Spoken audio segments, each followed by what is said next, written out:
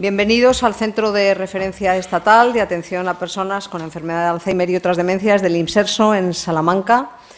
En principio, muchísimas gracias por estar aquí, expertos, investigadores, profesionales, alguna familia cuidadora, alumnos de los máster, posgrado, etcétera, sobre todo asociaciones, en concreto Asociación de León, la primera, bienvenida, siempre estáis con nosotros, y Asociación de Salamanca también, bienvenida.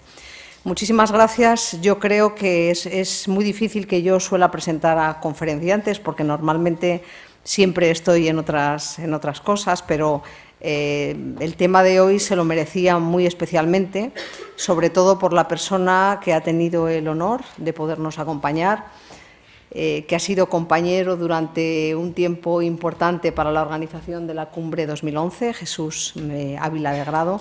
Muchísimas gracias por estar aquí con nosotros, prestigioso investigador. Y me acompaña a mi derecha María Ángeles Pérez, más desconocida por nosotros, pero ella es la gerente de la Fundación 100 del Carlos III. He querido que esté conmigo porque, de alguna manera, somos las dos personas que trabajamos juntas en muchas ocasiones, junto con la Fundación Reina Sofía, en numerosos proyectos, tanto en la atención sociosanitaria por la parte del CRE como en la parte básico-clínica por la parte de la Fundación 100. Yo haré una breve presentación de Jesús, si él me permite, y tú también, María Ángeles, pero a mí también me gustaría que, aprovechando que estés aquí, después nos puedas comentar alguna palabra, ¿no?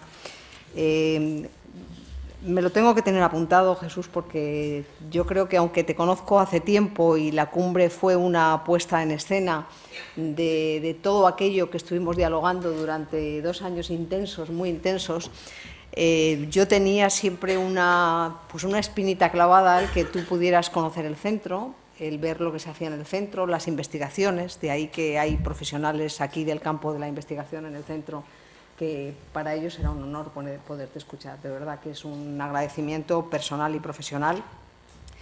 Es director científico del Centro de Investigación Biomédica en Red de Enfermedades Neurodegenerativas de Cibernet. En la conferencia de hoy me decía que está dirigida hacia todo tipo de público, ¿no? No solamente hacia expertos, profesionales, investigadores, sino también a todos aquellos que en otras áreas de la atención estáis, como puede ser áreas sociosanitarias, incluso familias cuidadoras y personas que todavía estáis preparando la profesión en las fases de posgrado, así como terapeutas que al mismo tiempo estáis haciendo investigación. Para nosotros eso es importante. Nuestro prestigioso investigador nos va a hablar del estado de los estudios relacionados con las enfermedades neurodegenerativas, en concreto de los problemas que origina la pérdida de memoria y de la forma de combatirla, así como de las posibles terapias preventivas, que eso es lo que todos estamos esperando y que podemos tener en el futuro. Jesús Ávila lleva más de 20 años trabajando en la enfermedad de Alzheimer. De hecho, cuando yo he comentado con neurólogos y con personas que están investigando en la Universidad de Salamanca, dicen, pregúntale, porque los descubrimientos de este hombre no solamente es lo que tú puedas decir en 4 palabras, es que lo que ha descubierto en el campo del Alzheimer, yo sé que no es la conferencia de hoy, pero realmente estas referencias tan importantes, es una gran personalidad, ¿no? Es un hombre que sí que es cierto que si esperamos algo del futuro, yo creo que te vamos a poner que esperamos algo de ti en el futuro, y eso es importante de ti y de tu grupo de investigación. También, sobre todo, lo que se refiere a los ovillos neurofibrilares presentes en los pacientes, es miembro también de comités editoriales de reconocidas revistas importantes en el campo y muy reconocida su labor científica en numerosas publicaciones internacionales. Jesús Ávila también ha sido presidente de la Sociedad Española de Bioquímica y Biología Molecular y miembro por elección de la Academia Europea EMBO, y tienes la medalla, especialmente de la Real Academia de Ciencias, que creo que eso da mucho valor. A veces consideramos que el que una persona no haya pasado o no sea homenajeada en vida no quiere decir que no tenga valor lo que haga. Yo creo que estos reconocimientos que a veces nos dan ponen en valor la trayectoria que tenemos durante todo el tiempo en el cual lo estamos realizando. También tiene numerosos premios y distinciones en la labor científica, como el Premio Lil de Investigación, el Premio de la Comunidad de Madrid, Premio Nacional de Investigación Santiago Ramón y Cajal. Sobre Ramón y Cajal hablábamos un día tú y yo, ¿te acuerdas? Sí. Y además fue curioso porque me dejarás contar una anécdota. Cuando nosotros en la cumbre, María Ángeles, que todavía no habías llegado, hablábamos de la investigación sociosanitaria y Jesús Ávila defendía la investigación básica clínica, algunos de los profesionales que están aquí a mí me lo han escuchado, pues tuvimos nuestros debates porque, lógicamente, sabéis que la investigación, y como veo aquí también alumnos del máster de Alzheimer, pues la investigación en el campo sociosanitario era algo, bueno, que los psicólogos, yo soy psicóloga, los psicólogos sí que pensábamos que realmente lo estábamos haciendo bien, ¿no? Teníamos nuestra metodología, hablábamos en aquella cumbre, si recuerdas, de la metodología de caso único, que no es muy defendida después a nivel de evidencia científica, pero en las frases que teníamos, me acuerdo que en uno de los momentos yo sí que te dije, no, hombre, Ramón y Cajal era un personaje, y me dijiste, ahora ya te voy a empezar a dar la razón sobre eso de la investigación sociosanitaria,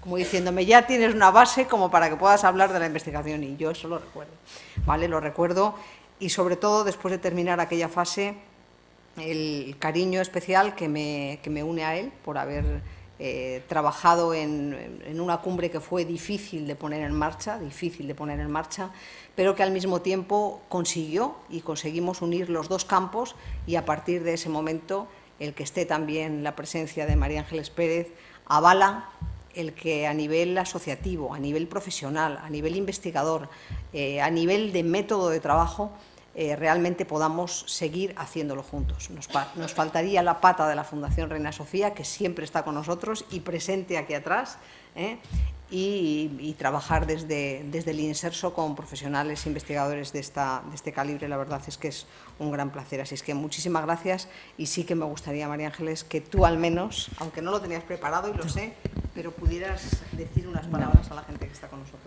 Bueno, en primer lugar, agradecerte que me hayas invitado a este acto y decirte aquí en público que ha sido un gran descubrimiento el trabajar contigo y que estoy encantada. Y efectivamente no tenía preparado nada, pero para mí presentar a Jesús Ávila pues es bastante sencillo. No por el currículum, que si tuviera que presentar su currículum posiblemente agotaríamos la conferencia y seguiríamos leyendo cosas. Pero sí decir que, además de todo lo que ha dicho Maribel, actualmente tengo la fortuna de que es el director científico de la Fundación 100. Y eso ha sido de gran ayuda, no solo para mí a nivel personal, sino para la ciencia, porque en el poco tiempo que lleva y en el tiempo que le estamos agotando físicamente, porque este hombre, la verdad es que yo no sé, no va a dar más de sí, porque es que está todo el día trabajando hasta las tantas. Pero yo tengo la suerte de que aceptó ese cargo y esa encomienda, que es muy complicada en estos tiempos de recortes y de escasez de medios, y él ha sabido darle la vuelta a las cosas, optimizar los recursos científicos que teníamos. Y puedo decir que en los pocos meses que lleva ya vamos a tener una publicación de alto impacto en la Fundación 100, gracias a su dirección, a su intervención. Y bueno, pues poco más puedo decir que no hayas dicho tú, Maribel, solo que a nivel personal, pues para mí ha sido y sigue siendo un gran apoyo y le tengo muchísimo cariño. Obviamente, eso no hay que decirlo porque es así, pero no es por echar halagos y tal, es una persona que trabajar con ella pues es una gran ventaja, porque además de que te enseña mucho, ayuda mucho, siempre está ayudando y siempre lo ve todo en positivo. Yo muchas veces digo, ay, tú no te preocupes, y siempre salimos de todo y con fortuna. O sea que, bueno, pues para mí es un placer trabajar con Jesús Ávila. Muy bien. Pues yo creo que muchísimas gracias, María Ángeles. Solamente decir que nuestra conferencia está dentro del plan especializado del Inserso, de formación especializada del año 2014, aprobado por el director general del Inserso, y bueno, que ellos, el apoyo del Inserso hacia el conferenciante Jesús Ávila, por supuesto, como especial investigador y como personalidad dentro del campo de la investigación, es un honor no solamente para el CRES, sino también para el Inserso y para la Dirección General del Inserso. Muchísimas gracias a todos. A mí me encantará escucharla. Si te parece conveniente, nos bajamos y le escuchamos abajo. Muchas gracias.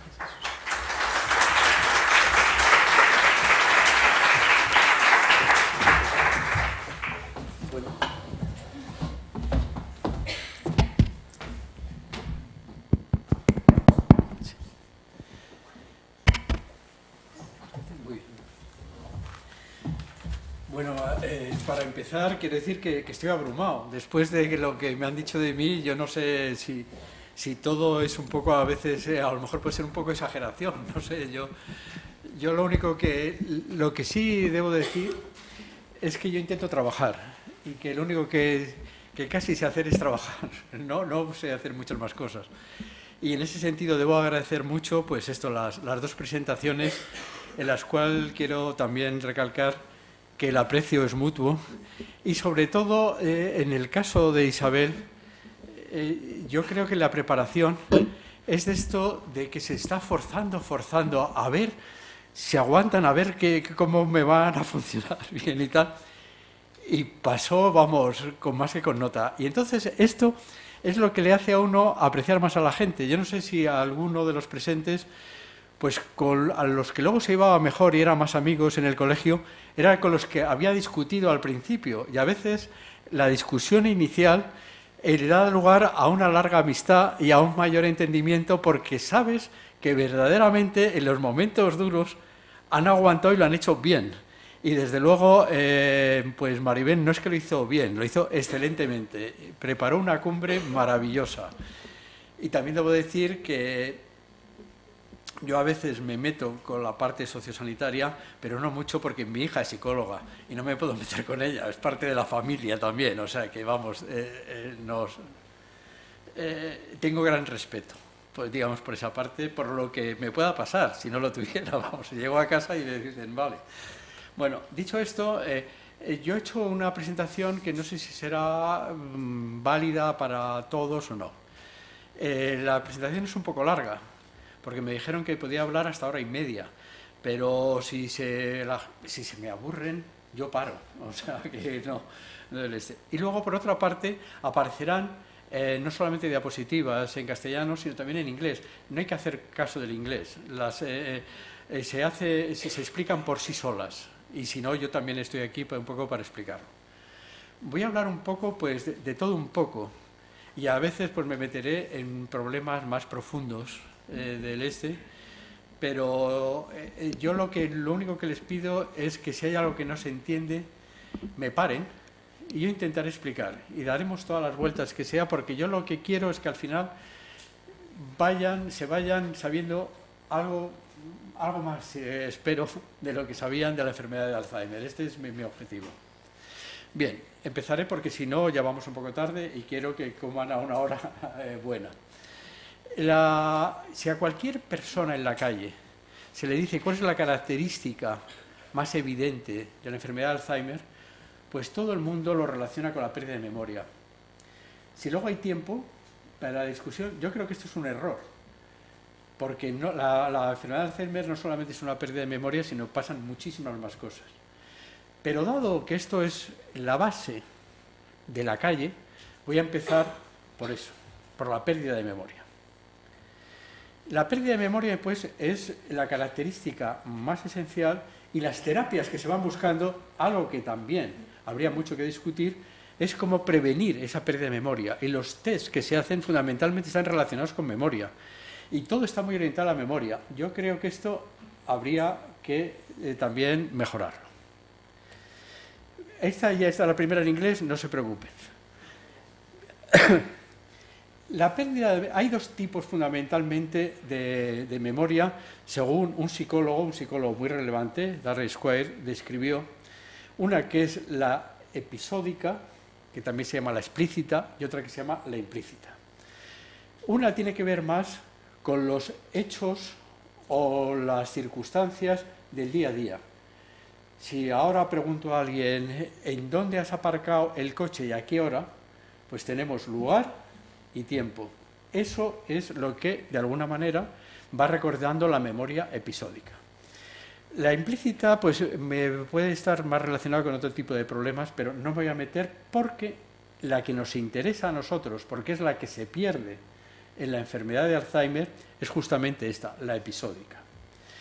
La episódica se localiza, las diferentes funciones que tenemos del sistema nervioso, las podemos localizar en diferentes partes del cerebro. Y en el caso de la memoria, se localiza en uno de los lóbulos. Tenemos 4 lóbulos, el frontal, el medial un poco más abajo, el parietal y el occipital. Pues en el caso de la memoria se localiza en el lóbulo temporal. Entonces, ¿qué es el lóbulo temporal? Pues el lóbulo temporal y la localización de la memoria se hizo por un desgraciado, pongamos entre comillas, accidente. En el siglo pasado, sobre los años 1950, y anteriormente y posteriormente, había, como sigue habiendo, personas que tenían ataques epilépticos, que tienen lo que se llama epilepsia temporal. No porque la tengan de tiempo en tiempo, es porque está en el lóbulo temporal. Pues bien, lo que se hacía para evitar los problemas de ataques de epilepsia temporal era quitarles parte del lóbulo temporal, lo que se llamaba las lobotomías. Esto es un poco salvaje, y aunque todavía se sigue haciendo, en algunos casos muy así, no es muy recomendable y evidentemente gracias al progreso cada vez se va haciendo menos. Pues bien, a un paciente que se llamaba HM, cuando le quitaron no uno de los lóbulos, porción del lóbulo temporal, sino las dos, hay simetría en el cerebro, cuando se le quitaron los dos, esa persona desde ese mismo momento dejó de recordar cualquier cosa. Hasta ese momento, todo lo que le había pasado antes lo recordaba, pero a partir de ese momento dejó de recordar cualquier cosa. Entonces, esto es el desgraciado modo en el cual se descubrió que la memoria, la adquisición de la memoria episódica se producía en esa zona. Esa zona, que está ya a nivel un poco más aquí ya dibujado, esto es un trozo, esto está aquí, y esto es lo que le quitaron, los dos trozos, al paciente HM. Cuando se mira a una mayor resolución, se ve que está formada por una estructura que se llama la corteza entorrinal, esto no hace falta que me lo sepan, que conecta con otra zona que se llama el giro dentado y con otra zona que se llama el hipocampo. Y en el hipocampo, que tiene este tipo de forma, que es el cuerno de un carnero, pues se divide como el cuerno de Amón. Recordarán en la mitología, el dios que tiene cabeza de carnero se llama Amón. Pues se le ha puesto como nombre CA de cuerpo de Amón, y está la parte que se llama el CA1, CA2, CA3, etc. Pues bien, haciendo por otro tipo de análisis, no tan desafortunados como el del paciente HM, buscar cuál es la zona mínima en la cual reside la memoria episódica, es justamente la zona de la CA1, que al final se puede de alguna manera a lo mejor también discutir. Entonces, esto es un poco cómo estábamos. Nosotros lo que queremos es la terapia, o sea, dónde estaba la memoria y ahora cómo arreglar la memoria. ¿Cuáles son las posibles dianas para que nosotros, tener un fármaco, intentar de alguna manera resolver el problema? Pues esos criterios para buscar las dianas en esta y otras enfermedades se basan fundamentalmente en dos bases. En una, la anatomía patológica, ver cuáles son las zonas dañadas. En este caso vamos a ver que es la zona empieza por la zona del lóbulo temporal. Y la siguiente es, en algunos casos, las enfermedades se heredan. Y si se heredan, vamos a saber cuáles son los genes modificados que cuando se heredan, modificados, dan lugar a la aparición de la enfermedad. Y sabiendo los genes, sabemos qué es lo que expresa la proteína y podemos ir contra esa proteína y esa puede ser nuestra diana. Estas son las bases y esto es lo que se basa la industria farmacéutica. Pues bien, Alzheimer hace más de un siglo, este es el dibujo original de Alzheimer, describió por la anatomía patológica que en el cerebro de la paciente, se puede hablar también de la paciente, luego sí que se quiere porque es un caso especial, se vio que había dos tipos de estructuras aberrantes, estas que se llaman las placas y estas que se llaman los ovillos. Esto generalmente no suele estar en una persona normal, aunque sea muy mayor. También podemos discutir a veces de esto porque también tiene sus cosas, a lo mejor que se pueden discutir. Hoy en día, después de casi un siglo, sabemos que las placas están compuestas de un trozo de una proteína. La proteína se llama la proteína precursora del péptido amiloide y el trozo es un péptido que es el beta-amiloide. Pues el beta-amiloide, cuando lo agrega, da lugar a estas placas. Esto, los ovillos, están compuestas de una proteína específica de la neurona que se llama tau. Y esta suele estar modificada. Hay varios tipos de modificaciones, hay uno que se llama fosforilación, pues en este caso el tau está hiperfosforilado fundamentalmente en los ovillos. Aparte de esto hay una grandísima muerte neuronal, que este es el gran problema que existe, que hay una gran muerte neuronal que generalmente cuando se diagnostica al paciente ya es tal que no podemos reparar el problema. La enfermedad de Alzheimer se divide, pues, por lo que estoy diciendo, en dos tipos. Una, que en inglés se dice que la de aparición temprana, y que suele aparecer antes de los 65 años, y que suele ser el 1%, hay gente que dice que hasta el 5%, aquí es discutible, pero en un porcentaje pequeño, y que es de origen familiar y que es la que se hereda, y que por eso se llama la enfermedad de Alzheimer de origen familiar. Hay otra que aparece más tardía, que a partir de los 65 años, que puede ser el 99% restante y no es familiar y se llama esporádica. Esto era lo que se estaba mirando fundamentalmente en lo de origen familiar, porque como he dicho, lo que nos interesa para las dianas son los genes. Y para buscar esos genes, lo que se miró es cuáles son los genes que están mutados en las familias de origen familiar, de Alzheimer de origen familiar, porque con eso podemos saber lo que tenemos que combatir. El resultado que dio es que fundamentalmente, estas son, han descubierto algunas más, pero esto es más o menos lo que hay ya 43 en el primer mundo de familias y que se les ha caracterizado que tienen una mutación en esta proteína, que es la que va a dar el péptido beta-amiloide, la proteína precursora del péptido beta-amiloide, y luego hay mutaciones en estas otras dos proteínas que se llaman preselininas, porque tiene que ver algo con el envejecimiento. Y esas proteínas, estas dos, lo que hacen es cortar a la proteína precursora del amiloide para dar el amiloide. Es decir, en otras palabras, todo esto estaba relacionado con el péptido amiloide, con las placas. Entonces decían, si a nivel de anatomía patológica el amiloide estaba afectado y a nivel de genética estaba afectado, pues el problema es el amiloide. Ahí es lo que tenemos que combatir. Ahora bien, cuando se empezaron a mirar más casos, se dijo, si esto fuera así, cuanto antes aparezca el péptido amiloide, antes aparece la enfermedad. Cosa que no se vio que no había esa relación. Y aquí empezaron a surgir las dudas de que posiblemente había algo más, que había que combatir el amiloide, pero posiblemente hay algo más. Esta es un poco confusa, se la voy a decir de alguna manera, más rápidamente. Porque nos hemos pasado de la genética ahora a los otros 99% de los casos que son los que nos importan, porque son los más abundantes. Entonces hay una serie de factores de riesgos y ahí es en donde yo discutía, a lo mejor con Isabel, qué es lo que es modificable o no paliativamente o qué es lo que se puede hacer.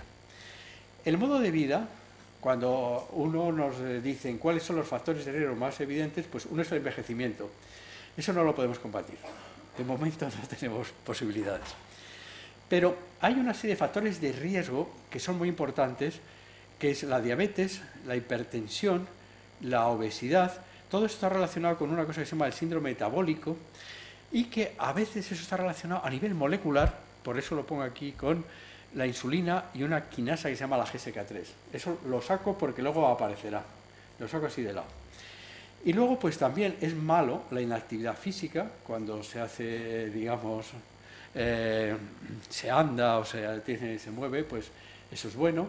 Es malo la depresión y también se ve que es un factor de riesgo, que se puede discutir si se quiere también al final, el bajo nivel educativo. Las personas con mayor nivel educativo, que no son tan estresadas, que es otra cosa que se puede decir, generalmente se les retrasa la aparición del Alzheimer. Eso es importante.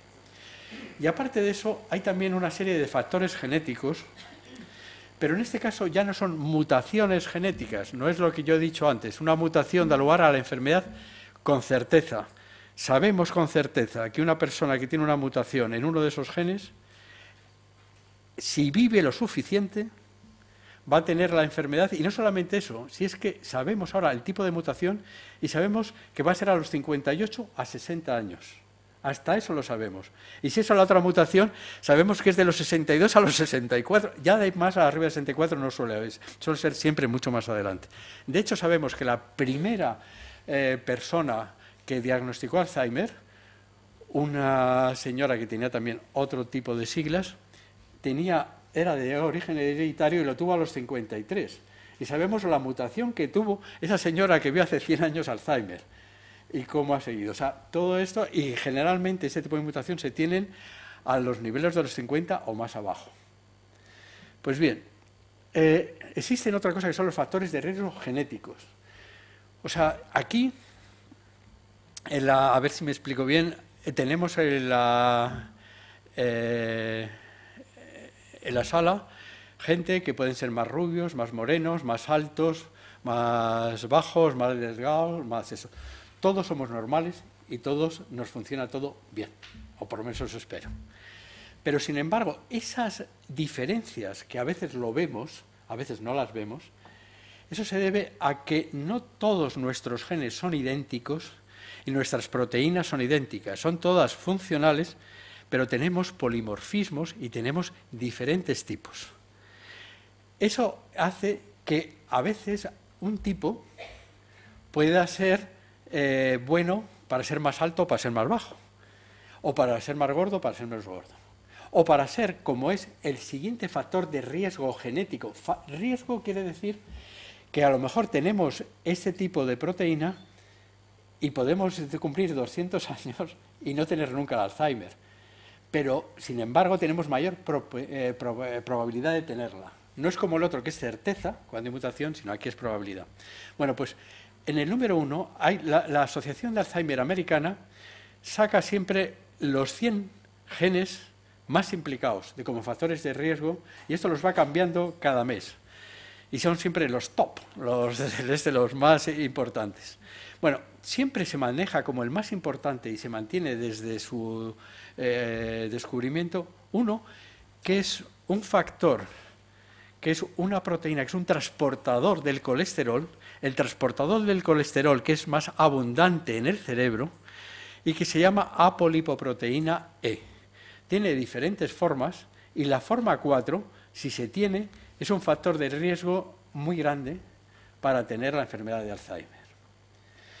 A partir de ahí hay otros factores de riesgo que están aquí numerados y que el problema es que cuando se tienen más de uno juntos o se produce la aparición de varios a la vez y encima no se hace ejercicio, se está deprimido y se tiene otra serie de problemas, pues al final aparece la enfermedad de Alzheimer de tipo esporádico. También hay una cosa muy importante y que la voy a decir muy rápidamente, que son que los problemas cardiovasculares están, según parece ser, y si a alguien le interesa, yo luego tengo todas las referencias y la bibliografía de todo el mundo que lo que quiera, de todo lo que estoy contando, o sea, se le puedo dar. Pero hay una revista muy buena que se llama Lancet, que acaba de sacar hace relativamente poco, que ha visto que los problemas cardiovasculares están muy relacionados con la aparición de la enfermedad de Alzheimer. De hecho, cuando en el Reino Unido han empezado a hacer una serie de campañas para evitar ese tipo de problemas, la hipertensión y tal, se ha visto que ha habido también una reducción de la demencia. En este caso no está claro si es lo que se llama la demencia propiamente de Alzheimer o la demencia de tipo vascular, que es muy importante y está muy relacionada con esto. Pero ese también es un problema que si nos cuidamos cardiovascularmente, a lo mejor nos estamos también cuidando mentalmente a nivel de tener menos posibilidad de demencia. Estos factores genéticos, y esta voy a pasarla rápido, todos están relacionados con beta amiloide, casi todos, excepto estos últimos. Entonces, con todo esto, dicen, pues es que la diana correcta es el beta amiloide, si es que no tenemos más remedio. Esta es la diana y esto es lo que hay que atacar. Entonces ahí se metieron todas las farmacéuticas y todo el mundo a buscar inhibidores que evitasen la aparición del beta amiloide, su agregación o sus efectos tóxicos. Todo esto se han gastado muchísimo dinero y todo ha fallado. Ninguno ha ido para adelante. Y mientras estos ensayos se hacen, que se empieza fundamentalmente con modelos animales, y a veces funcionan los modelos animales, como vamos a ver, como el ratón, y no funciona en el humano, en los modelos animales se vio que el disminuir o eliminar el beta amiloide no era suficiente, porque a veces también, para que se produjera este efecto tóxico, se requería también la presencia del factor que forma los ovillos, que es la proteína tau. O sea, que aquí hay una asociación. Y entonces, aquí voy a hablar, es lo único que voy a hablar brevísimamente de una parte pequeña de lo que estamos haciendo en el laboratorio, espero que no se me delese, para luego volver otra vez a este tipo, digamos, de cosas. Entonces, la idea es que si verdaderamente hay una relación entre el beta amiloide, que parece que es el iniciador, lo que se sugiere, de la enfermedad, y el tau, que es el ejecutor de la enfermedad, vamos a ver cómo es esta relación. Y esta relación, he dicho que el tau, que está en las placas, está fosforilado. Y los que la fosforilan se llaman quinasas. Pues bien, el beta amiloide activa una quinasa que fosforila tau. ¿Tiene esto que ver algo con la pérdida de memoria? Pues este era el problema. Para hacer esto lo que se hacen son ratones transgénicos, que no me voy a meter tampoco en muchas historias. Pero en un ratón transgénico lo que se puede hacer es expresar lo que queremos nosotros en el momento que queremos nosotros y en el lugar que queremos nosotros. Con lo cual nosotros aquí lo que hicimos fue expresar esta GSK3, esto que era lo que coordinaba, en aquellas zonas que están afectadas inicialmente en la enfermedad de Alzheimer, el hipocampo, el lóbulo temporal y en la corteza, y además era condicional. Nosotros cuando queríamos se producía la sobreexpresión por ponerle algo en la comida o la bebida y cuando queríamos lo quitábamos. Y lo primero que hicimos es, este ratón transgénico que tiene estas modificaciones que se parecen a lo que sucede en el enfermo, ¿cómo tiene su memoria? Pues la memoria la tiene mal. ¿Cómo se mira la memoria en un ratón? Pues hay varias maneras. Uno de ellos es esto que se llama el laberinto de Morris de agua, que es que se le echa a un ratón a una piscina en donde hay una plataforma escondida que no la ve, el ratón como normal, pues para sobrevivir suele empezar a nadar alrededor cerca de la orilla porque es cobarde, como tiene que ser, porque si no, no sobreviviría, hasta que de repente se mete para adentro y ve que es donde está la plataforma. Al día siguiente, si se le hace lo mismo, pues se ve que tarda un poco, pero al final lo reconoce. A partir del tercer día ya sabe perfectamente dónde está. Pues bien, este ratón tiene problemas de memoria porque tarda mucho más en reconocerlo. Ahora bien, esto se suele hacer con ratones más bien jóvenes, porque a un ratón ya, como de mi edad en ratón, pues ya me tira a una piscina y ya no nos gusta. Entonces se le suele hacer otro tipo de cosas, que es, por ejemplo, el del reconocimiento de objetos. Se le pone dos objetos diferentes y después se le cambia uno. Bueno, pues si el ratón tiene memoria, generalmente se suele ir al nuevo y se le reemplaza por otro, al nuevo que se ha puesto. Esto es un poco lo que se hace. Bien, si uno tiene un problema de memoria, la pregunta es ¿por qué? Y es de la función a la estructura. Y de la estructura se coge uno el cerebro y se lo va cortando trocito a trocito a trocito a ver qué es lo que tiene afectado. Y lo que tiene afectado es esto que yo dije anteriormente, que se llama el giro dentado, el giro dentado está afectado. ¿Y por qué es importante el giro dentado y cómo se va degenerando? Bueno, es fácil saber, más o menos, entre comillas, por qué se mueren las neuronas allí, y no me voy a meter en ello porque no va con esto, pero el giro dentado es un sitio especial del cerebro porque es de los pocos sitios en donde se forman nuevas neuronas en el individuo adulto. A lo largo de nuestra vida, ahora mismo, cualquiera de aquí está haciendo nuevas neuronas en el giro dentado, y lo está haciendo porque está recibiendo un impulso, espero, y está oyendo algo y está, de alguna manera, activándose esa zona del cerebro, que espero que esté eso sucediendo así. Y entonces, esas nuevas neuronas son muy importantes. Esto me lo voy a pasar. Esas nuevas neuronas son muy importantes porque esas que se van haciendo de la nada, al final conectan con otras redes neuronales, y esas nuevas redes neuronales están implicadas en el aprendizaje nuevo y en la memoria nueva. Esto es lo que había perdido el paciente HM cuando le quitaron, fundamentalmente, le habían quitado el giro dentado y era incapaz de hacer nuevas neuronas y de tener nuevas memorias. Si no tenemos esta zona del giro dentado, que es además de lo último que se hace durante el desarrollo, y parece ser que es de lo primero que se rompe durante este tipo de problemas, no lo tendríamos. El problema es que las nuevas neuronas quitan el sitio de interacción con las viejas, no me voy a meter en esto, y lo que se puede ver además es cómo van haciéndose. Esto en el ratón, también por biología molecular, nosotros podemos mirar las neuronas nuevas que se están haciendo en este ratón transgénico y las podemos diferenciar de las otras por el hecho de que son nuevas, están proliferando nuevas, y podemos ver que sobre el fondo estas son las nuevas que están haciendo en el ratón. Y vemos que las podemos mirar perfectamente. Pues bien, esto es lo que pasa en un ratón normal, pero cuando miramos el ratón transgénico que se parece al enfermo de Alzheimer, tenemos que en vez de tener la forma de Y, tenemos una forma más bien de V.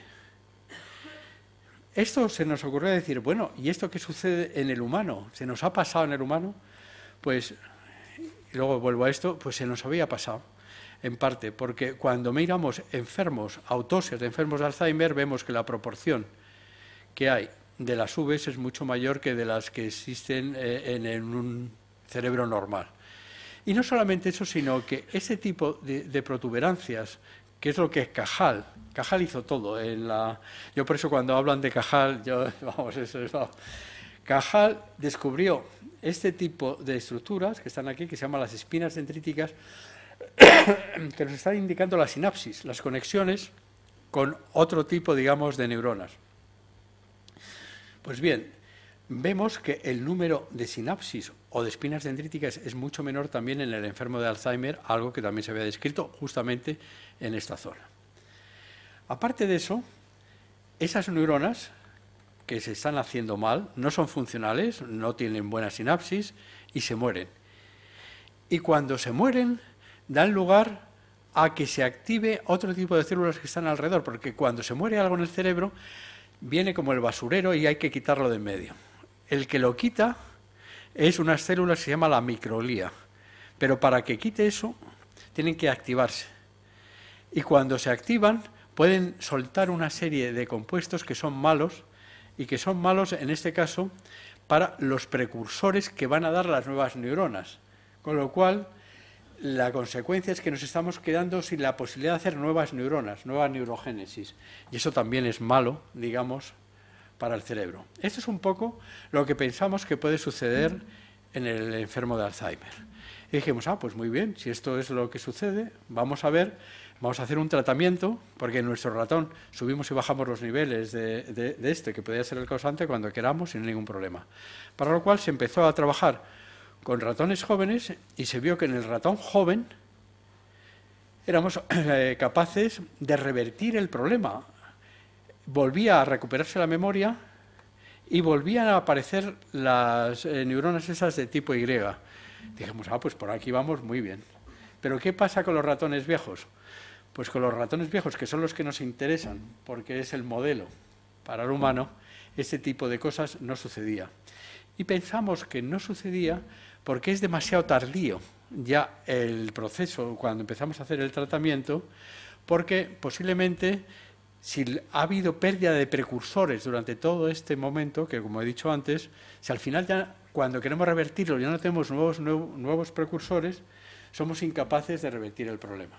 Eso lo que nos indica es que tenemos que hacer los tratamientos mucho más inicialmente, que no tenemos que esperar a ese momento. Esto es un poco el resumen de lo que es el modelo, que el péptido beta-amiloide, lo de las placas, activa a esta quinasa, da lugar a la aparición de precursores neuronales que son aberrantes, la activación de microglía, se mueren los nuevos precursores, los precursores que estaban allí, y si esto se hace varias veces, al final nos quedamos sin neuronas y sin memoria, que es el problema. Aparte de esto, porque en esto se hizo también una biofarma y tal, para buscar inhibidores en varios lugares del mundo. Algunas de las empresas fuertes como AstraZeneca o como, ahora mismo no me acuerdo, pero vamos, de las gordas, empezaron a hacer inhibidores también de la GSK3. Y se vio que, aparte de que no funcionaban otra vez en animales envejecidos o en animales viejos, sí en jóvenes, hay daños colaterales. A una persona no se le puede dar toda su vida un inhibidor de la GSK3 porque es muy importante también para otro tipo, digamos, de cosas metabólicas. Entre ellas, lo primero que se vio es que había destrucción del cartílago, dando lugar a artritis. Es curioso porque lo que es malo para el hipocampo puede ser bueno para el estriado y al revés, y se vio que la señalización por la GSK3 esta, y que es buena eliminarla en el caso del hipocampo, si eso lo hacíamos en neuronas del estriado, nos pasaba justamente lo contrario. Como bien sabéis, el estriado está conectado con una cosa que se llama la sustancia negra, y esto es muy importantísimo para el Parkinson. Entonces decíamos, si inhibimos al GSK3, lo que podemos hacer es eliminarnos el Alzheimer, pero creamos Parkinson. ¿Qué elegimos? Era un poco, digamos, de este tipo de cosas. Y luego también que decrece la regeneración de los nervios del sistema nervioso periférico, y tampoco esto es bueno. Entonces, pues tenemos un problema. Un problema que seguimos en ello y que, por otra parte, como he dicho al principio, el problema no es un problema solamente de memoria, porque, de hecho, cuando se empieza el tratamiento de un deterioro cognitivo leve que se cree que es demencia y se va al neurólogo, el hipocampo, el lóbulo temporal, está tan destrozado, que ha habido de un modo silencioso, pero ha habido algún mecanismo compensatorio que luego se quiere al final, se puede discutir, y por qué unos tienen más mecanismos compensatorios y otros, pero no me voy a meter ahora en eso. Entonces, al final, se quiere empezar a tratar la memoria intentando arreglar el hipocampo, por ejemplo, cuando ya no hay hipocampo. O sea, ese es el problema, es demasiado tarde. Por eso hay que empezar mucho antes. Y, sin embargo, se sigue enfocando todo a esta pérdida de memoria, que ya es difícil, y se pasa del siguiente paso, que es la progresión de la enfermedad desde el hipocampo y de la parte, digamos, temporal, al resto de la corteza. Y en el resto de la corteza, cuando empieza a desarrollarse toda la patología, empieza a aparecer la demencia. La demencia, que es verdaderamente lo más importante, porque que una persona se le olvide algo, pues puede tener una agenda sin ánimo de Pero cuando una persona está desorientada, no sabe quién es su familia, no sabe para qué sirven las cosas, y no sirve socialmente, no digo ya profesionalmente, sino socialmente, necesita ayuda, este es el verdadero problema. Y este es el problema que de alguna manera requiere cuidadores y que hay que hacer. Y este es el problema el que necesitaríamos de alguna manera pararlo de alguna manera. Pues ese problema se piensa, una vez que está ahí ya no hay nada que hacer, y vamos ahí a los problemas iniciales. Esto yo creo que también es algo que no está bien y que luego vamos a ver, discutir, porque lo que nos interesa es, aunque sea un estadio muy avanzado, modificarlo y pararlo a cuando sea. El modo de cómo se extiende la enfermedad desde el hipocampo, desde el lóbulo temporal al resto de la corteza, es algo que se está estudiando ahora también, muy recientemente, y tiene que ver más con relación con la aparición de ovillos que con la aparición de placas, con la aparición de problemas con tau, que es el que hace ovillos, que es el que hace con las placas y el beta-amiloide. Entonces, en ese sentido, lo que se está estudiando es cómo se transmite, y el método de transmisión es parecido al que ya se había visto en otro tipo de enfermedades, las enfermedades del prión, la famosa de las vacas locas. Pues el tipo de transmisión, en cierto sentido, no totalmente igual, de hecho bastante desigual, pero el método, la idea es la misma, que se va transmitiendo de neurona a neurona y así llega y cubre, digamos, todo el cerebro. Esto lo que se vio fundamentalmente, que el modo de la toxicidad es por subida del calcio de las neuronas. Esto no me quiero meter mucho en muchas cosas, pero si no, luego lo dejamos en las discusiones. Y que lo que sí se ha visto es que la proteína que hace los ovillos, que se llama tau, es una proteína que está dentro de las neuronas. Pero si las neuronas se mueren, lo que está dentro sale afuera, y el tau que es intracelular se convierte en tau extracelular. Y ese tau extracelular es tóxico, y es tóxico porque se relaciona con las otras neuronas, como si fuera el tipo prión, y lo que se ha visto es los receptores de esas otras neuronas que hacen que la presencia de tau las mate. Esos receptores celulares que reconocen al tau extracelular son receptores que ya conocíamos por la neurotransmisión. La neurotransmisión fundamentalmente en la enfermedad de Alzheimer lo que está afectado es lo que se llama la transmisión colinérgica, que también luego me meteré. Pues bueno, pues estos son receptores de la acetilcolina, que es la que está implicada en la transmisión colinérgica.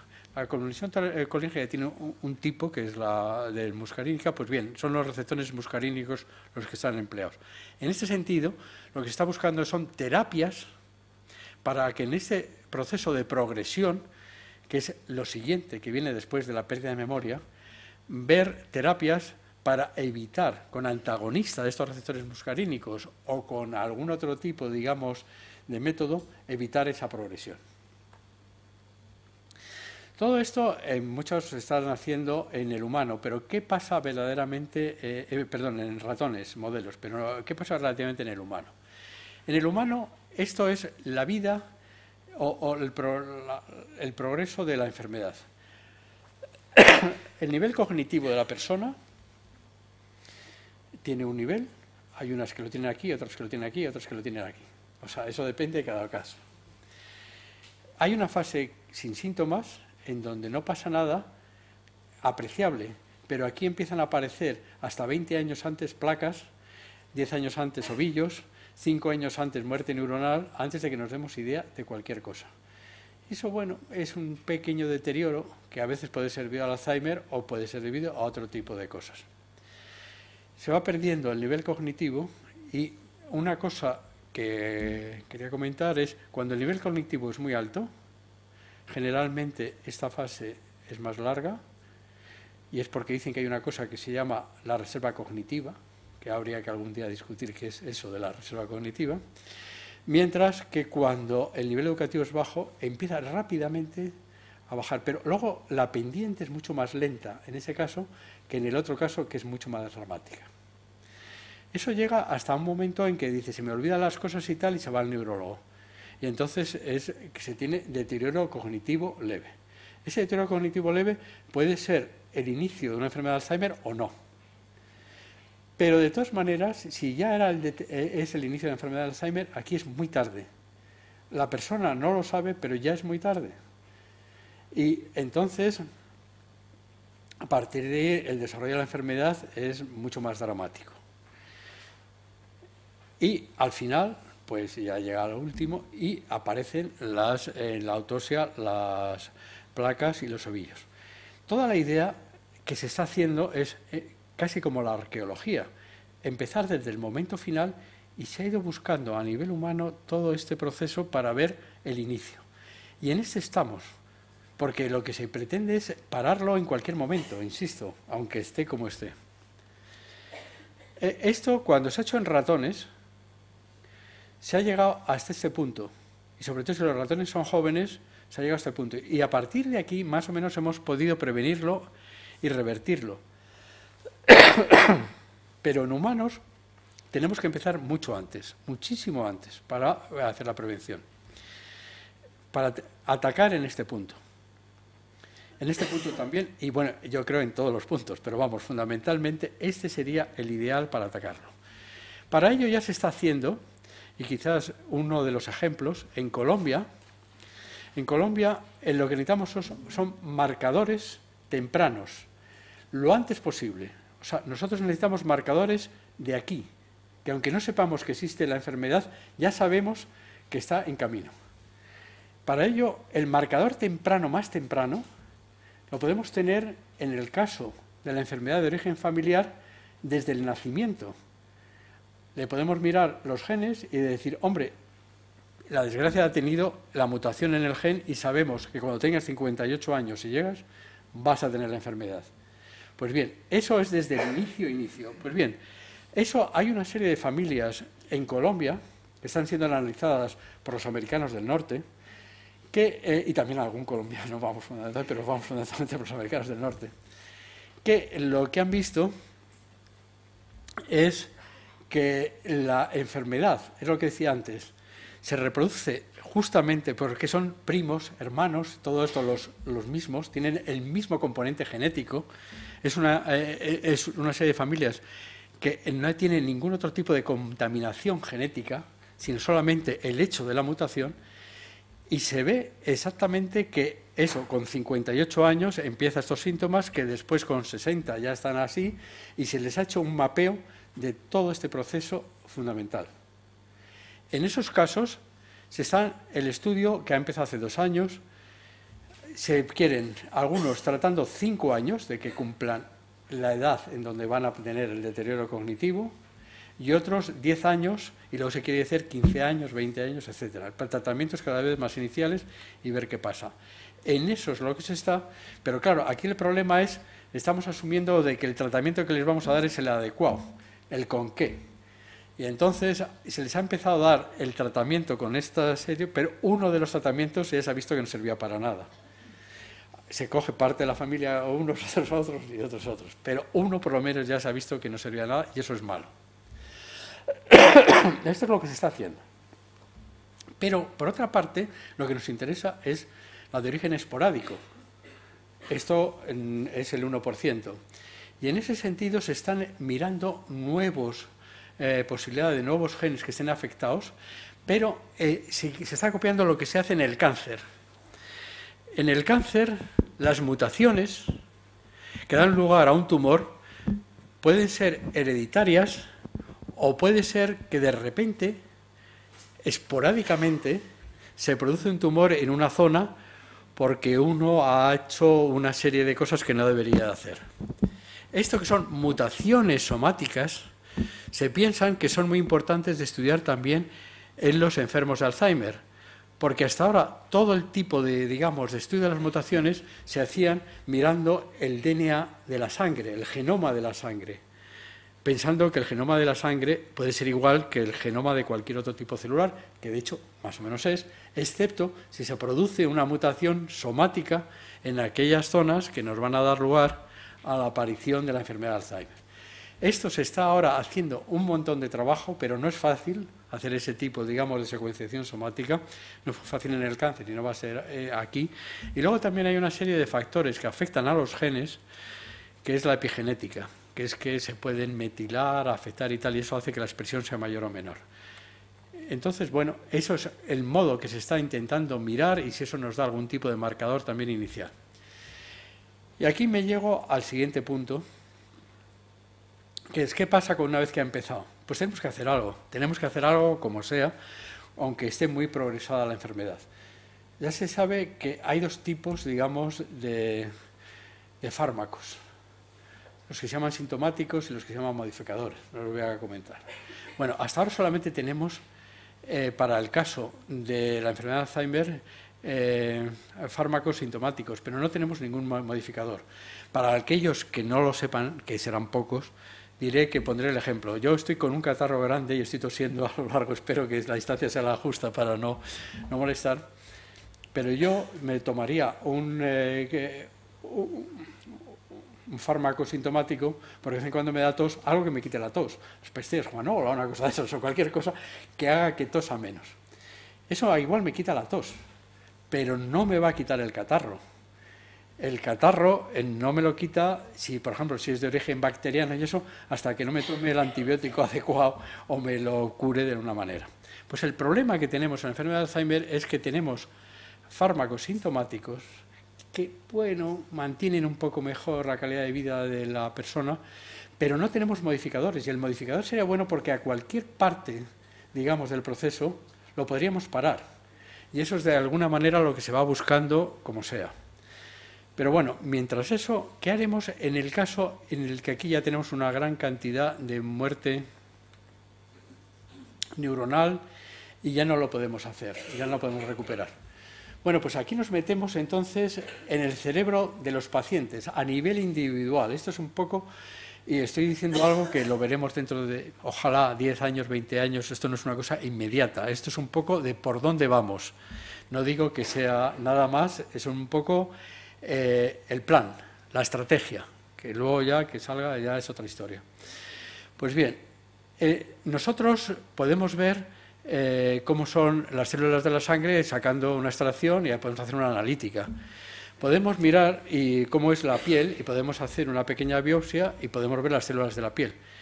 Pero a nadie se le ocurre hacer una trepanación y sacar las células del cerebro para ver cómo está el cerebro del paciente.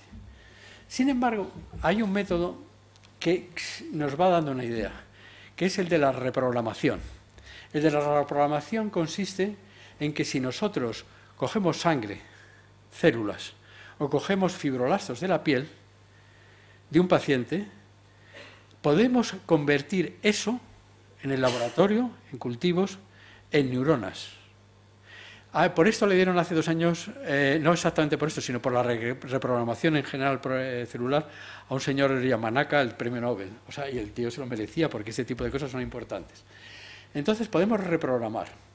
Entonces lo que sí se observó es que en algunos casos estas neuronas que las habíamos reprogramado, que las habíamos sacado de la piel, de una autopsia también, y que las podíamos poner en cultivo y reprogramar, se parecían mucho a las neuronas afectadas y que las veíamos en la misma autopsia del paciente ya fallecido.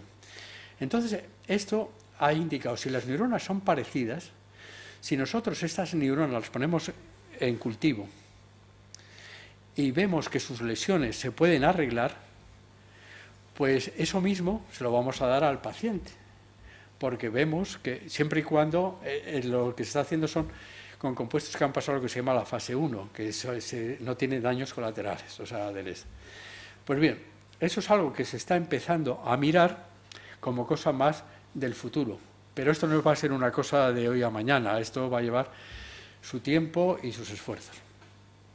Pero no solamente se ha llegado ahí, sino que en el caso de los ratones, y en esto pues también se está haciendo en España, que ahí se está intentando hacer mientras tengamos dinero, eso ya no me quiero hacer política, pero vamos, una de las cosas que se está intentando hacer es esto, y haciendo ya no en cultivos, sino en el mismo organismo.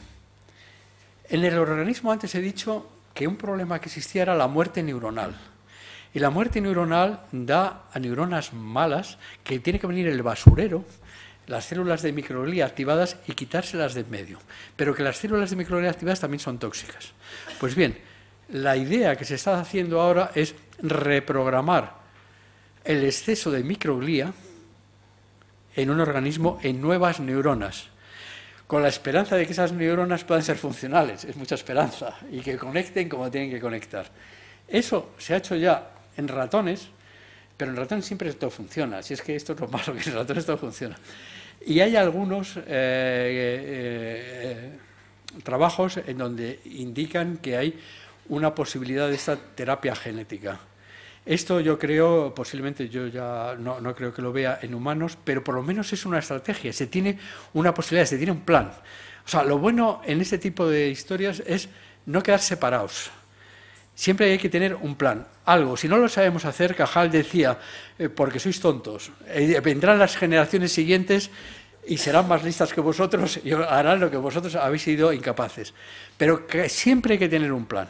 Y lo que yo quería un poco acabar, porque no quería alargarme mucho y dejar más tiempo de preguntas, he cortado gran parte también del lo que quiero decir es que esto es un problema muy grave, la enfermedad de Alzheimer, está subiendo exponencialmente, mientras que en el caso de los otros dos grandes problemas, uno el cáncer y otro los problemas cardiovasculares, más o menos está estabilizado. Aumenta, por ejemplo, el número de cánceres, pero no la mortalidad, que eso es una cosa buenísima.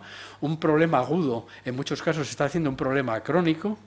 Pero en el caso de la enfermedad de Alzheimer y de las otras degeneraciones, es que sigue aumentando. Es que es algo que no vamos a poder, digamos, a aguantar a nivel de seguridades sociales y a nivel de, digamos, de posibilidades.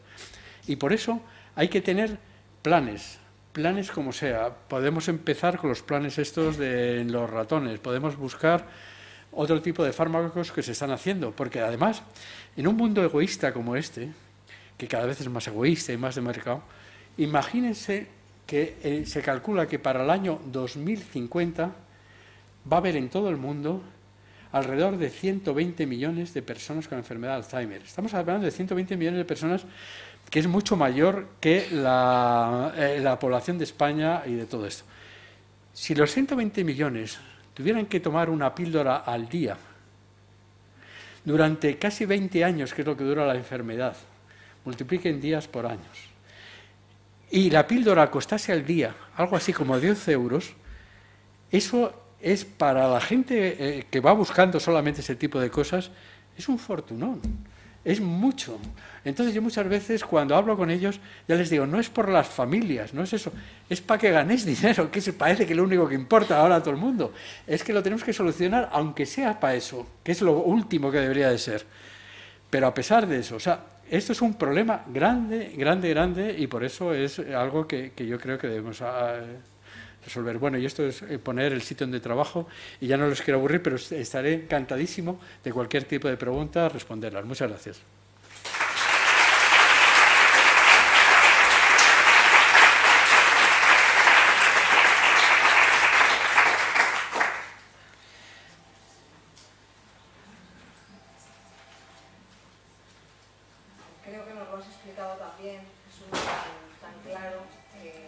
No sé si ha sido muy denso para algo. Yo creo que en este centro de referencia y en todas las asociaciones que además están trabajando con esto, el problema es la esperanza de que siempre se nos dice, pues en 5 años, en 10 años, lo que hemos ahora. La verdad es que es muy difícil que en un corto plazo esto se desarrolle. Siempre estamos pendientes de cuántas vacunas hay en el mundo, de cuántos grupos de investigación están investigando esto. Yo sé que hay cientos, es decir, que hay bastante gente que está investigando sobre estos temas. A mí me has dado una pista cuando has hablado del tema de la reprogramación, ¿no? Y de qué es lo importante, porque ahora medicación que corte la sintomatología, pero ¿cuánto la corta? Retrasa un poco, siempre es un poco de retraso. Retrasa, sí, cuando vas y empiezas vas con una persona y te dice que empieza con un déficit cognitivo leve, es que al año ya no lo tiene leve. Entonces, a pesar de dar la medicación, el problema está en que en atención primaria la gente está yendo más tarde, porque realmente cuando se va ya a detectar la enfermedad por un problema de memoria, además estoy contigo que no es la memoria, es decir, hay otra serie de cosas antes que estás viendo y que realmente eso te das cuenta de que no es normal, ¿no? Entonces, ¿cuándo sería el momento de poder atacar esta sintomatología? Yo creo que el análisis, el estudio, que no se está haciendo solamente en Colombia, sino está haciendo en muchos sitios, inclusive también en Estados Unidos y en otros sitios, yo creo que eso nos va a dar unas buenas pistas, primero, de cuándo habría que empezar, aunque a lo mejor hay que empezar a hacer tratamientos mucho antes, si tenemos buenos marcadores sobre todo, y sobre todo si ha habido algún compuesto que haya funcionado preventivamente. Si uno de esos compuestos que están probando ahora preventivamente verdaderamente funciona, eso puede ser muy interesante. O sea, lo que yo tengo mis grandes dudas es si alguno verdaderamente funciona o no. Pero si alguno funciona, eso nos va a dar muchas posibilidades para luego ya hacer otro tipo de estrategias. O sea que, hombre, yo estoy seguro, nunca se puede decir en 5 años, en 10 años, porque además, yo si ya voy a tener Alzheimer, pues ya seguro que tengo las placas y los ovillos. O sea, ya tenía que haber empezado a tratarme hace 5 o 10 años, a lo mejor, no lo sé. Pero es probable del este. O sea, que también es ver pues esto de los tiempos y las posibilidades. Pero yo lo que veo, tal y como está todo lanzado, y es lo que confío, es que cuando ya vengan hijos y como muchos nietos, esto estará mucho más arreglado. O sea, esto ya...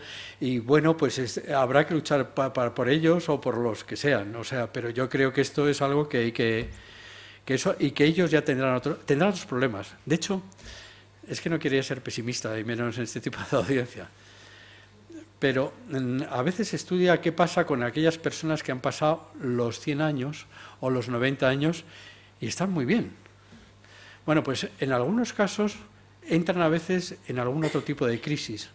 Empiezan a aparecer a partir de los 90 años algún otro tipo de enfermedad que antes no habíamos pillado, como Alzheimer. Cuando lo pilló en 1907, allí la gente se moría con 50 o 60 años, antes de que empezara el asunto. Es difícil que él se diera cuenta porque no había posibilidad de eso. Bueno, pues ahora que hay una enfermedad, la de los granos arginófilos, que empieza a aparecer fundamentalmente en aquellas personas que superan los 90 años.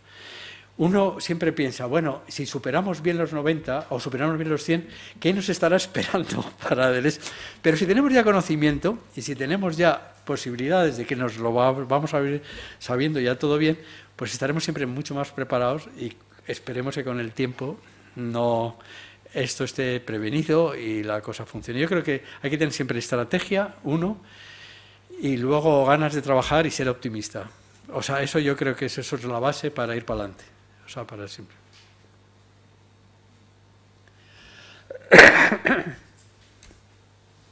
Te van a traer una... Hola, doctora Ávila. Mi pregunta es un poco investigación básica. Tuve la suerte de escucharle también en Granada el septiembre pasado.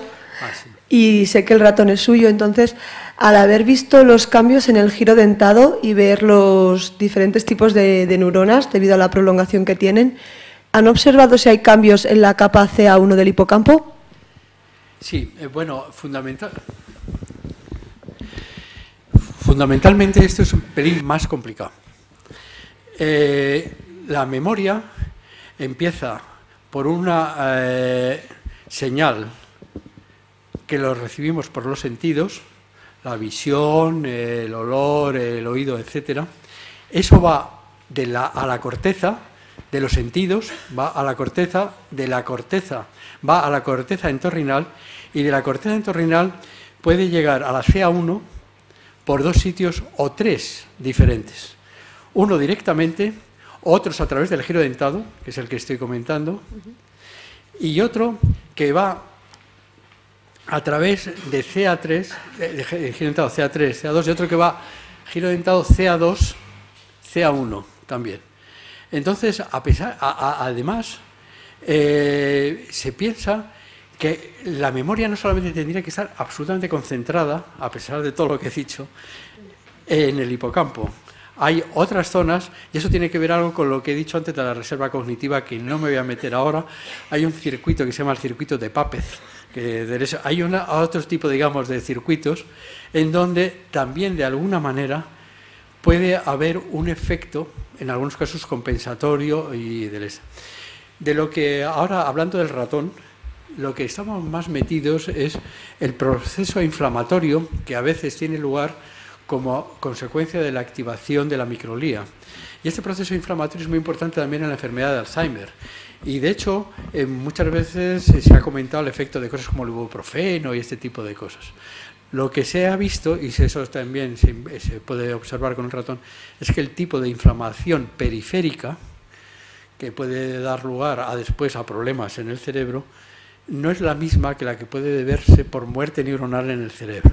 hay dos tipos de inflamación debido a que hay dos tipos de activación de microglía, las que llaman M1, M2, que dan diferentes citoquinas. Es una cosa más complicada. Muchas gracias.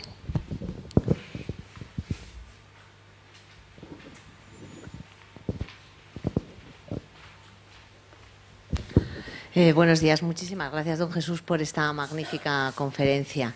Yo quería ahondar un poquito más en los factores ambientales, porque la parte de las placas y de los ovillos, pues no, eso para los científicos y hasta que se descubra, pues para los que andamos por aquí, a ver qué podemos hacer en los ambientales, que algo de dominio a lo mejor tenemos. Y sobre todo en la parte del factor de desarrollo educativo o de nivel educativo. ¿Qué nos puede contar? Ese nivel educativo se supone que es el adquirido en edades jóvenes o adultas, porque ese se puede adquirir cuando empezamos a tener sospecha de que empieza a pasar algo, y todas estas terapias y actividades que hacemos de estimulación que van un poco en la línea de desarrollo, pues, de la parte intelectual, nos pueden venir bien. Sí. Bueno, primero decir que yo estoy encantado de estar en Salamanca. Salamanca es una de las ciudades que a mí me gusta y que me gustaría venir más tiempo. Y de hecho yo tenía aquí un amigo que cuando era joven, mejor olvidarlo porque hacía cosas que no, con este amigo, que a lo mejor reconocen ustedes, porque luego yo un día me enteré que había llegado así el rector aquí a la Universidad de Salamanca y éramos amigos y vivíamos del este, un tal Enrique Bataner, no sé si le suena el apellido. Bueno, pues el este es íntimo, hace mucho que no nos vemos, pero somos del este. Y entonces yo era venir a Salamanca y yo conocía otra vida nueva. Yo no estaba acostumbrado a ese tipo de vida porque me metía, pues, en buenos sitios. Bueno. Bien, dicho esto, díselo, pues dale recuerdos a Enrique. Me voy ahora, que esto es muy, muy importante, la pregunta es muy importante. Yo, si tuviera que recomendar a alguien lo que hacer, le diría que tuviera la máxima actividad mental. La máxima actividad mental quiere decir que haga algo, pues, que le cueste un poquito, que no se ponga a ver la tele. Hay teles que sí cuestan, no determinadas cosas de la tele, o sea, sino algo que cueste. Diría también que es muy importante el que haga ejercicio, que es algo que se ha comentado, porque lo que se ha visto es que la neurogénesis adulta, esa que se produce en el giro dentado, se aumenta considerablemente con el ejercicio físico, no con el físico. Hay una señales de cascadas, ahí está la señalización por insulina, por un factor que se parece a la insulina y por una serie de eso que hace que se produzca una mayor neurogénesis cuando se hace ejercicio físico. Esto es esencial. Y luego la educación es muy importante, pero no la educación que se ha tenido anteriormente. Siempre, yo lo que leo en los libros, que en eso reconozco que aprendo, porque no tengo ni idea, yo aprendo cuando lo leo, siempre dice las dos palabras, educación y actuación. El día a día, la persona, si en ese momento está haciendo algo para él mismo, se está también aumentando su teórica capacidad cognitiva y está, digamos, no porque haya sabido más o menos en la educación, sino en ese momento, si tiene una serie de preocupaciones, problemas, no problemas de estrés, sino problemas que le impliquen para querer resolver cosas que son importantes y tal, eso es muy importante. Por eso hay un grandísimo problema, que es que hay que mantener la mente como sea, y no hay que dejarse... Yo pronto voy a la jubilación, y no quiero jubilarme en el sentido, me voy a dejar la jubilación en el este, pero yo lo que quiero son actividades. O sea, igual, pues no sé, igual me voy a Estados Unidos o me voy a otro sitio. Es fundamental mantener la mente, o sea, activa. No decir, bueno, ya me dejo y me voy a dar un pasito por el parque. No, hay que mantener y hacer cosas. Y en ese sentido, yo lo que veo y me admira, y yo tengo un reconocimiento brutal, y porque lo hemos visto, hay un proyecto, el proyecto Vallecas de la Fundación Reina Sofía y que se está llevando, es la capacidad de voluntarismo de personas muy mayores que a mí me admiran y de hacer cosas un poco por los demás. Se meten en ONGs y tal, y se meten en unas actividades brutales y que les llevan mucho tiempo y mucha actividad. Bueno, pues eso yo creo que además de que estar haciendo una buenísima labor por la otra gente, se está haciendo una labor para ellos mismos. O sea, que eso algo les queda también. Y eso yo creo que es algo importante para considerar. No sé si esa era la respuesta. Sí, sí, muchísimas gracias, Jesús.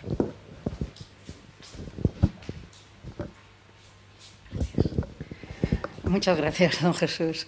Yo, más que una pregunta, le voy a decir una exposición que no sé si estará en su mano, María Ángeles.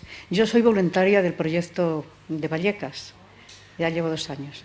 Entonces, aquí en Salamanca, ya que tenemos la gran suerte de tener este centro de referencia de Alzheimer, lo que no es posible, porque ya me lo han dicho, o sea, yo tengo dado el cuerpo a la ciencia. Si yo me muriera y quisiera que hicieran un estudio de cerebro, no podría ser, porque no hay gente preparada y entonces tendrían que venir a gente de Madrid, o sea, no lo sé explicar muy bien, pero ustedes podrían, o de alguna forma tener una conexión, el Centro de Neurociencia, para que pudiera ser eso. O sea, solamente yo doy el cuerpo a la ciencia y la facultad en anatomía y tal, pero no pueden hacer, es incompatible, digamos, el cerebro para estudiarlo porque tendría... Pues ahora le voy a dejar la palabra a Maribel, que a lo mejor se lo puede decir, pero de todas maneras yo eso lo anoto también a través de Maribel y buscaremos qué es lo que se puede hacer, porque siempre el asunto es ponerse a ello, siempre yo creo que se puede hacer. Sí, ahora mismo es que, claro, a mí me dicen, por ejemplo, es que aquí no tenemos gente preparada para, en el supuesto de tal, si es el fallecimiento y tal, que fuera el cerebro a Madrid, porque pues, no es posible. Maribel la va a contestar, creo. Sí, pues eso me han dicho. Y claro, ya que tenemos la suerte que tenemos aquí un centro de referencia de Salamanca, pues... Es que además es el centro estatal, es que este es la capital de España de esto, vamos, es aquí. Disculpa, mira, este tema que estás comentando vinieron del Instituto de Neurociencias de Castilla y León. Yo no sé si hoy hay aquí alguien, sí.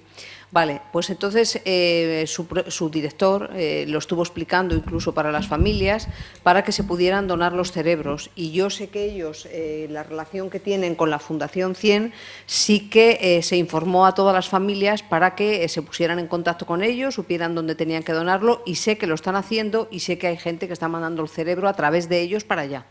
En eso fue intermediario el centro, es decir, lo vinieron a explicar cómo tendrían que hacerlo, y es todo a través del Instituto de Neurociencias de Castilla y León, del INCIL. Sí, hombre, fue al principio, hace ya 2 o 3 años. O sea, que ahora mismo simplemente llamar al INCIL, vamos, no sé si hay aquí una persona representante, llamar al INCIL, al Instituto de Neurociencias, y a través de la Asociación de Salamanca, creo que se está haciendo, también ella lo puede comentar. Bueno, en primer lugar, darles las gracias por ser voluntaria de este proyecto, porque es un gran esfuerzo el que están haciendo, pero yo creo que los resultados van a merecer la pena.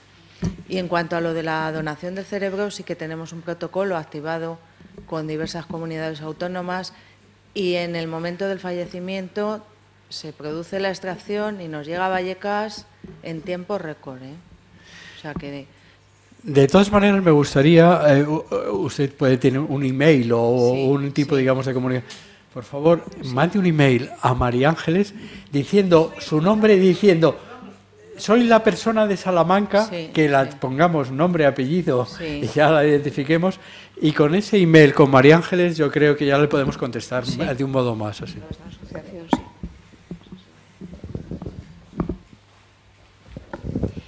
Gracias.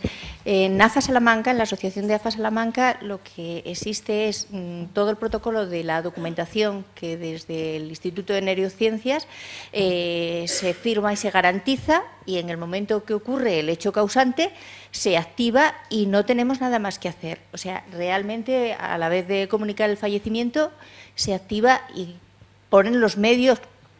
Yo ya no entro en saber el hemapatólogo, todos los medios que van a poner, pero a nivel administrativo jurídico está todo establecido y ellos son los que lo hacen. Gracias. En el último caso, el paciente donante en nuestra residencia, Boni Modiero, falleció, su cuerpo se fue llevado al hospital clínico y desde allí fue su cerebro al sitio donde tenía que ir. No hay ninguna problemática ni nada. Y es una cosa que se está haciendo, ¿eh? Pues perdona, pero es que cuando yo pregunté, que ya ha sido en este año, yo quiero, si hay alguien aquí del Centro de Neurociencias que me diga, me dijeron que no había gente preparada, y entonces tendrían que venir de Madrid para extraer el cerebro y tal, y era mucha complicación. AFA Salamanca atendió esta situación el año pasado, ha sido el último cerebro que se llevaron, ¿eh?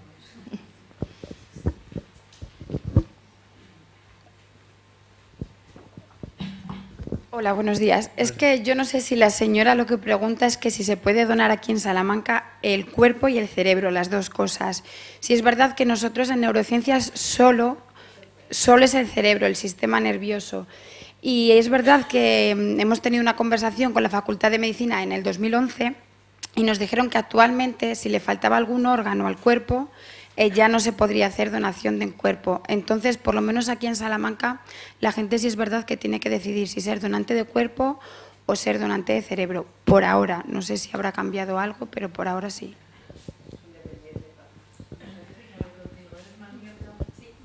A ver, es que hay una confusión con las donaciones. La donación de órganos es diferente a la donación de cerebro. La donación de cerebro se hace en un acto único, tiene que ser expresa y es dono mi cerebro. Es un acto único, jurídicamente tiene otro tratamiento, lógicamente es diferente y debe serlo porque la donación del cerebro es para investigación, la donación de órganos es para trasplante. También hay donación de órganos para investigación, pero es absolutamente diferente al cerebro. Entonces, hay mucha gente que a nosotros nos dice, no, yo he donado mi cuerpo a la ciencia.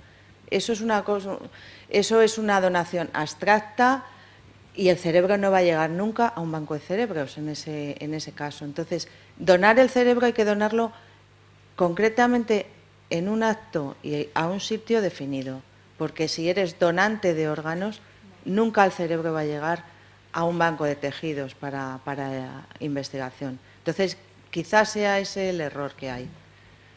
Y en cualquier caso, ya hablando de esto, diré que en este país hay algo que funcione bien, son las funerarias. Funcionan de lujo. Entonces, desde que se realiza la extracción hasta que se lleva y se devuelve el cadáver al tanatorio para estar con su familia, es en tiempo récord y con unos cuidados y un tratamiento excelente, la verdad. Sí, en Madrid sí, en Madrid sí, pero Igual, yo creo. Puede que haya algún caso puntual, porque en todo hay siempre un caso que desvirtúa.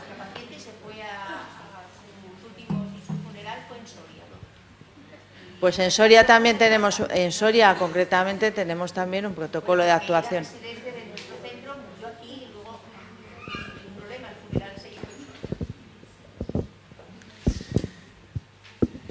Bueno.